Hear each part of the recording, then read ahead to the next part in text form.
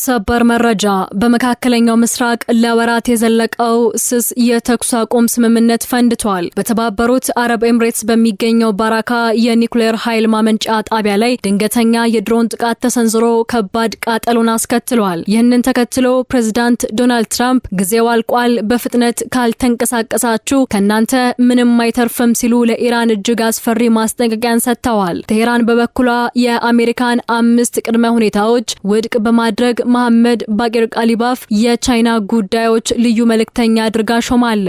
በሌላ በኩል የእስራኤሉ ጠቅላይ ሚኒስትር ቤንያሚን ኔታንያሁ የሙስና ፍርድ ቤት ውሎ በሚስጥር በተዘጋ ኤንቨሎፕ ለዳኞች በቀረበ የደህንነት ስጋት ምክንያት በአስቸኳይ ተሰርዟል። በተመሳሳይ ሰዓት የዓለም ጤና ድርጅት በኮንጎ ዲሞክራሲያዊ ሪፐብሊክና በኡጋንዳ የተቀሰቀሰውንና ምንም አይነት ክትባት የሌለውን አዲሱን የቡንዲ ቡጊው ኢቦላ ቫይረስ ወረርሽኝ ዓለም አቀፍ ድንገተኛ የጤና ስጋት ሲል አውጇል። እነዚህን መረጃዎች በዝርዝር ታደምጣላችሁ። እስከ መጨረሻው አብራችሁን ቆዩ።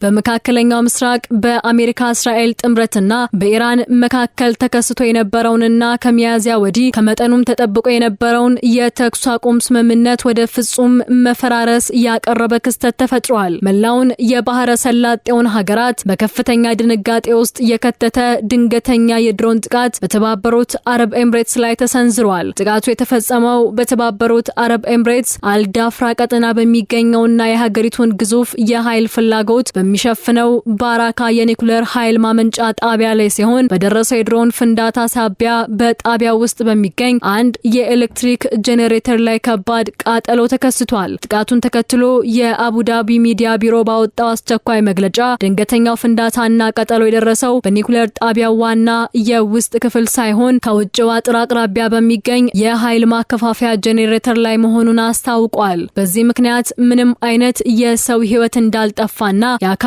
ጉዳት እንዳልደረሰ እንዲሁም በራዲዮ አክቲቭ ደህንነት ደረጃ ላይ የደረሰ አንዳችም የአይነት ለውጥም ሆነ አደጋ ለመኖሩን ገልጿል። በመቀጠልም የኤምሬትስ የኒውክሌር ቁጥጥር ባለስልጣን ባወጣው መግለጫ ጣቢያው አሁንም ፍጹም ደህንነቱ የተጠበቀ መሆኑንና ምንም አይነት የራዲዮ አክቲቭ ንጥረ ነገር ወደ አየር እንዳልተለቀቀ አረጋግጧል። ይሁን እንጂ ይህ በኒውክሌር ተቋም ላይ የተቃጣው እርምጃ ዓለም አቀፉን ማህበረሰብ በተለይም የኒውክሌር ተሟጋቾችን ክፉኛ ያስደነገጠ ሆኗል። ኦስትሪያ ቪየና የሚገኘው ዓለም አቀፍ የኒውክሌር ኤነርጂ ኤጀንሲ በሰጠው መግለጫ የጣቢያው ቁጥር 3 ማመንጫ ክፍል ከጥቃቱ በኋላ ከዋናው የኃይል መስመር በመቋረጡ በአስቸኳይ በናፍጣ የሚሰሩ የድንገተኛ ጊዜ ጄኔሬተሮች ኃይል እንዲያቀብሉለት መደረጉን ይፋ አድርጓል። ኤጀንሲው ሁኔታውን በጥብቅና በቅርብ ርቀት እየተከታተለው መሆኑን ጠቁሞ በየትኛውም የዓለም ክፍል በሚገኙ የኒውክሌር ተቋማት አቅራቢያ ከፍተኛ ወታደራዊ እገዳና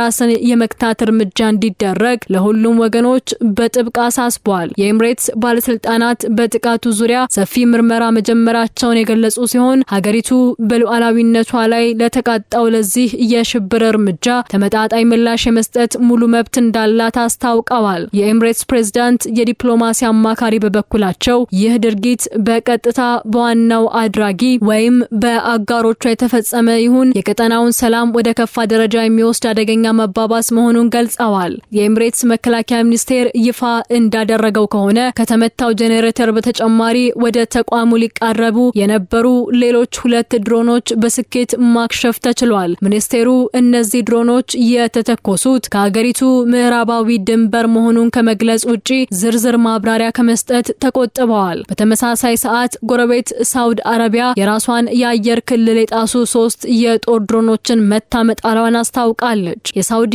ባለስልጣናት እንደገለጹት ድሮኖቹ የገቡት ከኢራቅ የአየር ክልል ሲሆን በሀገሪቱ ሉዓላዊነትና ደህንነት ላይ የሚቃጣ ማንኛውም አይነት ትንኮሳ ለመመለስ አስፈላጊውን ወታደራዊና ኦፕሬሽናል እርምጃዎችን ለመውሰድ ዝግጁ መሆናቸውን አስጠንቅቀዋል። በአሜሪካ እስራኤል ጥምረትና በኢራን መካከል የተጀመረው ጦርነት በአሁኑ ወቅት ወደ ረጅም አጣብቂኝ ውስጥ የገባ ሲሆን ከኢራቅ የሚነሱና ወደ ሳውዲ አረቢያ እንዲሁም ኩዌት የሚወነጨፉ የድሮን ጥቃቶች ቀጠናውን ዳግም ወደ ለኮስ አዲስ የጦርነት ቀውስ እያመሩት ይገኛሉ። በተባበሩት አረብ ኤምሬትስና በሳውዲ አረቢያ ላይ የተሰነዘሩትን ተከታታይ የድሮን ጥቃቶች ተከትሎ የአሜሪካው ፕሬዝዳንት ዶናልድ ትራምፕ ለቴሄራን መንግስት እጅግ ጠንከር ያለና ትዕግስት አልባ ማስጠንቀቂያን አስተላልፈዋል። በዋሽንግተንና በቴሄራን መካከል ጦርነቱን ለማቆም የሚደረጉ ድርድሮች በአሁኑ ወቅት ሙሉ በሙሉ በመቀዝቀዛቸው ሳቢያ የቀጠናው ውጥረት ዳግም ወደ መለኮስ አደገኛ ምዕራፍ ተሸጋግሯል። ፕሬዝዳንት ዶናልድ ትራምፕ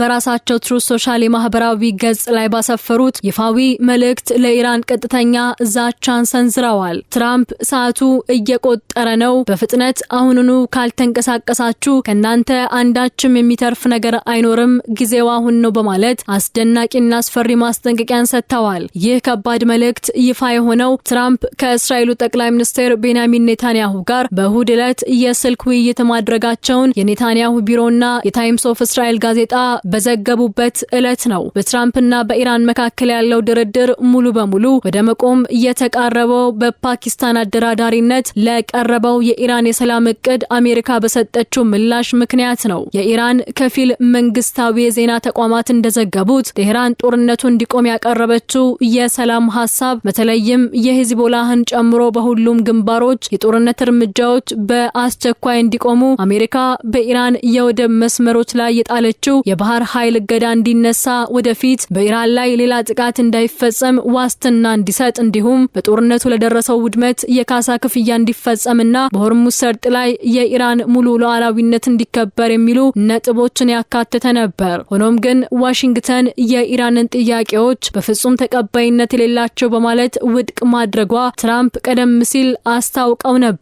አሁን ደግሞ የኢራኑ ፋርስ የዜና ወኪል ይፋ እንዳደረገው አሜሪካ ለኢራን ጥያቄ ምላሽ የሰጠችው 5 ከባድ ቅድመ ሁኔታዎችን በማስቀመጥ ነው። ከነዚህ ቅድመ ሁኔታዎች መካከል ኢራን በአጠቃላይ በሀገሪቱ ውስጥ አንድ የኒውክሌር ጣቢያ ብቻ ክፍት አድርጋ ሌሎችን እንድትዘጋ፣ እጅግ በከፍተኛ ደረጃ ያበለጸገችውን የዩራኒየም ክምችት በአጠቃላይ ለአሜሪካ አሳልፋ እንድትሰጥ የሚሉ ጠንካራ መስፈርቶች ይገኙበታል። ይሁን እንጂ ፕሬዝዳንት ትራምፕ ባለፈው አርብ በሰጡት አስተያየት ቀደም ሲል የኢራን የኒውክሌር መርሃ ግብር ሙሉ በሙሉ እንዲቆም ከነበራቸው አቋም መለስ በማለት ኢራን የኒውክሌር ፕሮግራሟን ለ20 ዓመታት እንድታግድ የሚለውን አማራጭ ሊቀበሉ እንደሚችሉ ፍንጭ ሰጥተዋል። ይህ አቋም በሁለቱ ሀገራት መካከል ለዓመታት የዘለቀው ዋነኛ የአለመግባባት ማጠንጠኛ የነበረው የኒውክሌር ጉዳይ ላይ የተወሰነ ለውጥ ማሳየቱን ያመለክታል። የኢራን የውጭ ጉዳይ ሚኒስቴር ቃል አቀባይ እስማኤል ባቃይ በበኩላቸው የኢራን የሰላም ጥያቄዎች እጅግ ኃላፊነት የተሞሉና ለጋስ የነበሩ መሆናቸውን በጽኑ ተከራክረዋል። በኢራኑ መህር የዜና ወኪል እንደተገለጸው ዋሽንግተን ምንም አይነት የፖለቲካ ሰጥቶ መቀበልን ተግባራዊ ለማድረግ ፈቃደኛ ለመሆኗ በሁለቱ ወገኖች መካከል የሚደረገውን ድርድር ወደ ማይወጣበት የፖለቲካ ጣብቂኝ ከቶታል። ይህ በእንዲህ እንዳለ እስራኤል በሶሪያ ግዛት ውስጥ በሚገኘው የኢራን ወታደራዊ ጦር ሰፈር ላይ እጅግ ከባድ የአየር ድብደባ ፈጽማለች። የሶሪያ መንግስት የዜና ወኪል እንደዘገበው የእስራኤል የጦር አውሮፕላኖች ከሊባኖስ አየር ክልል ሆነው የሶሪያ ሉዓላዊነት ግዛት በመጣስ በርካታ ሚሳኤሎችን ተኩሰዋል። በጥቃቱ የተመረጡት ኢላማዎች በደማስቆ አቅራቢያ የሚገኙ የኢራን አብዮታዊ ዘብ ወታደራዊ ፖስቶችና የጦር መሳሪያ ማከማቻ መጋዘኖች መሆናቸውን የሶሪያ የሰብአዊ መብቶች አረጋግጧል። በጥቃቱ ሳቢያ ቢያንስ 4 የኢራን ወታደራዊ መኮንኖች የተገደሉ ሲሆን በርካታ ወታደራዊ ንብረቶችና የጦር መጋዘኖች ሙሉ በሙሉ ወድመዋል። ይህ የእስራኤል ጥቃት ይፋ በሆነበት ዕለት የእስራኤል ጠቅላይ ሚኒስትር ቤንያሚን ኔታንያሁና የአሜሪካው ፕሬዝዳንት ዶናልድ ትራምፕ የስልክ ውይይት ማድረጋቸውን የታይምስ ኦፍ እስራኤል ጋዜጣ ዘግቧል። ሁለቱ መሪዎች በስልክ ውይይታቸው ወቅት ስለ ኢራን የኒውክሌር መርሃ ግብር፣ ስለ ሆርሙዝ መዘጋትና ስለ ድሮን ጥቃቶች ማንሳታቸውን የኔታንያሁ ቢሮ በሰጠው መግለጫ ይፋ አድርጓል። የእስራኤል ወታደራዊ ቃል አቀባይ በበኩላቸው ጥቃቱን አስመልክቶ በሰጡት መግለጫ እስራኤል ድንበሯን ለማስከበርና የኢራን ተላላኪ ቡድኖች በሶሪያ በኩል መሽገው የሚሰነዝሩትን ጥቃት ለማክሸፍ የማያወላዳ እርምጃ መውሰዷን ትቀጥላለች ብለዋል። ይህም በመካከለኛው ምስራቅ ለሳምንታት ሰፍኖ የነበረው አንጻራዊ ጸጥታ ሙሉ በሙሉ እንዲያበቃና ቀጠናዊ የጦርነት ስጋት እንዲያንዣብብ አድርጎታል። ይህ በእንዲህ እንዳለ በየመን የሚገኙት የሁቲ አማጽያን በኢራቅ ከሚንቀሳቀሱና ከኢራን ድጋፍ ካላቸው ሌሎች ታጣቂ ቡድኖች ጋር በመተባበር በአቡዳቢና በሳውዲ አረቢያ ላይ ለተሰነዘሩት ጥቃቶች የጋራ ኃላፊነት መውሰዳቸውን አስታውቀዋል። ይህ መግለጫ የቀጠናውን ቀውስ የበለጠ ውስብስብ ያደረገው ሲሆን አሜሪካና የአረብ ሀገራት ጥምረት በኢራን ላይ የሚወስዱት ወታደራዊ እርምጃ የማይቀሬ እየመሰለ መጥቷል። በቀጠናው የተከፈተው ወታደራዊና ዲፕሎማሲያዊ ፍልሚያ በአንድ በኩል የጦር ግንባሮችን እያቀጣጠለ ባለበት በዚህ ወቅት ከትዕይንቱ በጀርባ ያሉ የውስጥ የፖለቲካ ውጥረቶችና ያልተጠበቁ የምስራቅ እስያ የስትራቴጂክ እንቅስቃሴዎች የክስተቶቹን አቅጣጫ ይበልጥ ውስብስብ እያደረጉት ይገኛሉ። በተለይም በእስራኤል የውስጥ ፖለቲካና በኢራን የዲፕሎማሲ ስልት ላይ የታዩት አዳዲስ ክስተቶች ለቀጠናው ቀውስ ሌላ መልክ ሰጥተውታል። በእሁድ ዕለት ከፕሬዝዳንት ዶናልድ ትራምፕ ጋር ወሳኝ የስልክ ውይይት ያደረጉት ጠቅላይ ሚኒስትር ቤንያሚን ኔታንያሁ በሀገር ውስጥ ከባድ የፖለቲካና የሕግ ጫናዎችን እያስተናገዱ ይገኛሉ። ለረጅም ጊዜ ሲንቀሳቀስ የቆየውና በሙስና ወንጀል የተመሰረተባቸው የፍርድ ቤት ክስ ሂደት በከፍተኛ ሚስጥራዊነት መስተጓጎሉ በአቪቭ መገናኛ ብዙሃን ዘንድ ከፍተኛ መነጋገሪያ ሆኗል። መከላከያ ሚኒስቴሩ የአየር ጥቃቶችንና የቀጠናውን ደህንነት ለመጠበቅ ከፍተኛ ንቃት ማወጁን ተከትሎ የጠቅላይ ሚኒስቴሩ የህግ አማካሪዎች የደህንነት ስጋትንና አስቸኳይ የጦርነት ጊዜ ውሳኔዎችን እንደ ምክንያት በማቅረብ የፍርድ ቤት ሂደቱ እንዲስተጓጎል ወይም እንዲራዘም ማድረጋቸውን ምንጮች ጠቁመዋል። ይህ የሚስጥራዊ መስተጓጎል ዜና በህዝቡ ዘንድ ከፍተኛ ጥርጣሬን የፈጠረ ሲሆን ተቃዋሚዎች ኔታንያሁ የሀገሪቱን የደህንነት ቀውስ ለግል የፖለቲካና የህግ ህልውናቸው መጠቀሚያ እያደረጉት ነው በማለት በጠንካራ ሁኔታ እየወቀሱ ይገኛሉ። ሆኖም የኔታንያሁ ቢሮ ትኩረቱ አሁን ላይ በኢራን የኒውክሌር መርሃ ግብርና በሆርሙዝ ሰርጥ መዘጋት ዙሪያ በሚወሰዱ እርምጃዎች ላይ ብቻ መሆኑን አስታውቋል። በሌላ በኩል ዋሽንግተን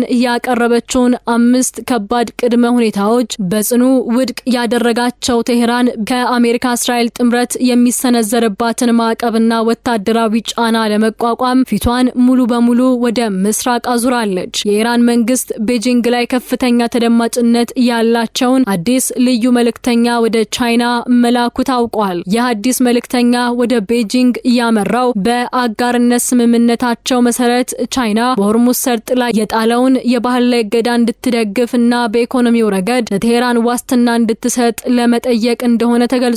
ቻይና እስካሁን ባለው አቋሟ በዲፕሎማሲያዊ መንገድ ቀውሱ እንዲፈታ ብትወተውትም ከኢራን የሚመጣው የነዳጅ አቅርቦት መቋረጥ በጋዛ ኢኮኖሚ ላይ የሚፈጥረውን ጫና በማስላት ከኢራን በስተጀርባ ያላትን ስልታዊ ድጋፍ ልታጠናክር እንደምትችል ተገምቷል። የኢራን የውጭ ጉዳይ ሚኒስቴር ቃል አቀባይ እስማኤል ባቃይ እንደገለጹት ይህ የዲፕሎማሲ እንቅስቃሴ ኢራን በምዕራባውያን ጫና እንደማትንበረከክና ዓለም አቀፍ አማራጮች እንዳሏት የሚያሳይ ነው። በየካቲት 28 የተጀመረው ይኸው ጦርነት አሁን ላይ ወታደራዊ ምላሽ ከመስጠት ባለፈ እንደ ቻይና ያሉ የዓለም ሀያላን ሀገራትን በቀጥታም ሆነ በተዘዋዋሪ ያሰበ የሚገኝ ሲሆን የኔታንያሁ የውስጥ የፖለቲካ ትግልና የኢራን የምስራቅ ዲፕሎማሲ ቀጣዩን የቀጠናውን እጣ ፋንታ የሚወስኑ ወሳኝ ተለዋዋጭ ሁኔታዎች ሆነዋል። በመካከለኛው ምስራቅ እየተካሄደ ያለው ጦርነትና የሆርሙዝ ሰርጥ መዘጋት የዓለምን ትኩረት በሳቡበት በዚህ ወቅት በአፍሪካ አህጉር የተቀሰቀሰው አዲስ የጤና ቀውስ የዓለም አቀፉን ማህበረሰብ ስጋት ይበልጥ አጋግሎታል። በዲሞክራቲክ ሪፐብሊክ ኮንጎና በጎረቤት ሀገራት በፍጥነት እየተስፋፋ የመጣውን አደገኛ የኢቦላ ቫይረስ ወረርሽኝ አስመልክቶ የዓለም ጤና ድርጅት ከፍተኛ ስጋት መግባቱን አስታውቋል። የዓለም ጤና ድርጅት ዋና ዳይሬክተር ስዊዘርላንድ ጄኔቫ ላይ በሰጡት አስቸኳይ መግለጫ የወረርሽኙ ስርጭት አሳሳቢ ደረጃ ላይ መድረሱን ጠቁመው ክስተቱ የዓለም አቀፍ የህዝብ ጤና አስቸኳይ ጊዜ አዋጅ ሲሉ አውጀዋል። ይህ ውሳኔ የተላለፈው ወረርሽኙ ከአንድ ሀገር አልፎ ቀጠናዊና ዓለም አቀፋዊ ስጋት የመሆን እድሉ ከፍተኛ መሆኑ በመረጋገጡ እንደሆነ ድርጅቱ አስታውቋል። የአፍሪካ የበሽታዎች መከላከያና መቆጣጠሪያ ማዕከል በበኩሉ ባወጣው ሪፖርት ወረርሽኙ የጤና መዋቅራቸው ደካማ በሆኑ የድንበር አካባቢዎች ላይ በከፍተኛ ፍጥነት እየተስፋፋ መሆኑን፣ እስካሁን ባለው ደረጃ በመቶዎች የሚቆጠሩ ሰዎች በበሽታው መያዛቸውንና የሞቱት ሰዎች ቁጥርም በከፍተኛ ደረጃ እየጨመረ መምጣቱና የሕክምና ቁሳቁስ፣ የክትባት አቅርቦትና የባለሙያዎች እጥረት የክትትልና መከላከል ስራውን እጅግ አዳጋች እንዳደረገው ገልጿል። ይህ ይህ በአፍሪካ የተቀሰቀሰው የጤና ቀውስ በባህረ ሰላጤው ካለው የጂኦፖለቲካ ውጥረት ጋር መገጣጠሙ በዓለም አቀፍ ደረጃ ትልቅ አጣብቂኝ ፈጥሯል። ይህም ለወረርሽኙ መከላከያ የሚሆኑ የሕክምና ቁሳቁሶችንና ክትባቶችን ወደ አፍሪካ ለማጓጓዝ ለሚደረገው ዓለም አቀፍ የረድኤት እንቅስቃሴ ተጨማሪ ከባድ ፈተና ሆኖባታል። የዓለም ጤና ድርጅትና የአፍሪካ ህብረት የድንበር ቁጥጥሮች እንዲጠናከሩና የዓለም አቀፍ እርዳታ አቅራቢዎች በአስቸኳይ ድጋፍ እንዲያደርጉ ጥሪ ያቀረቡ ሲሆን የዓለም መሪዎች ትኩረታቸውን ከመካከለኛው ምስራቅ የጦርነት ቀውስ ጎን ለጎን ወደዚሁ አዲስ የአፍሪካ የጤና ስጋትም እንዲያዞሩ በማሳሰብ ላይ ይገኛሉ። ክብሯትና ክብሯን የትራምፕ ከናንተ ምንም አይተርፍም የሚለው ከባድ ዛቻ የመካከለኛው ምስራቅን ጦርነት ወደየት ያመራው ይሆን? ኔታንያሁስ የሙስና ፍርዳቸውን ለማምለጥ ለደህንነት ሰበብ እየፈጠሩ ነው ወይስ እውነትም እስራኤል ትልቅ አደጋ ውስጥ ናት? በአፍሪካስ ክትባት የሌለው አዲሱ የኢቦላ ዝርያ መከሰቱ ምን ያህል ያሰጋል? አበይት ጉዳዮች ሆነዋል። የአሁኑን አበቃን። ወቅታዊ መረጃዎች እንዲደርሷችሁ ቻናሉን ሰብስክራይብ በማድረግ የደውል ምልክቷን በመጫን ቤተሰብ ይሁኑ። በሌሎች መረጃዎች እስከምንመለስ ሰላም ቆዩን።